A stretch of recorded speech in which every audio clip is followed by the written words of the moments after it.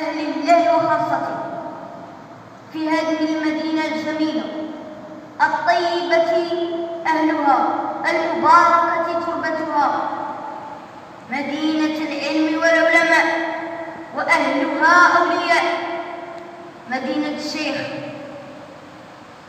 سيدي محمد بن كبير رحمه الله، والشيخ مغيلي والشيخ حسان شفاه الله. فما يجب علي إلا أن أقول كلمة عن العلامة سيدي محمد بن كبير، هذا الذي تعرف البطحاء وطأته والبيت يعرفه والحل والحرم، هذا التقي النقي الطاهر العلم، إذا رأته العرب قال قائلها إلى مكارم هذا ينتهي الكرم، يغضي حياء ويغضى من مهابته، فما يكلم إلا حين يبتسم، ما قال لا قط إلا في تشهده، لولا التشهد لكانت لاؤه نعم. صلوا على رسول الله. كان الإمام الصنعاني رحمه الله كلما طيبه أحد صلى على النبي صلى الله عليه وسلم، فسئل هل في ذلك سنة واردة؟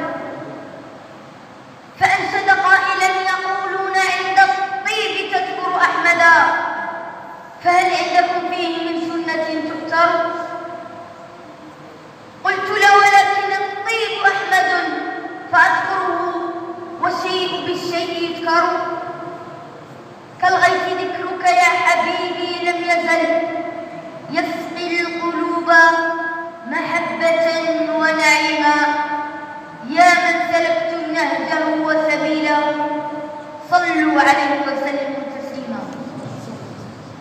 زكاه ربه من فوق 7 سماوات، زكى استقامته فقال ما ضل صاحبكم وما غوى، وزكى بصره فقال ما زاغ البصر وما طغى، وزكاه كله فقال وإنك لعلى خلق عظيم.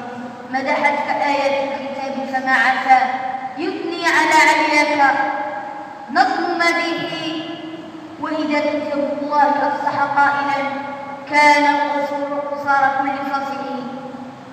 فاللهم صل وسلم على سيدنا محمد صلاة تحسن بها الأخلاق وتيسر بها الأرزاق وتدفع بها المشاق وتملأ منها الآفاق، وعلى آله وصحبه وسلم صلاة دائمة من يوم خلقنا الدنيا إلى يوم التلاق، واسترنا بين يديك يا عزيز يا خلاق. وآخر دعوانا أن الحمد لله رب العالمين.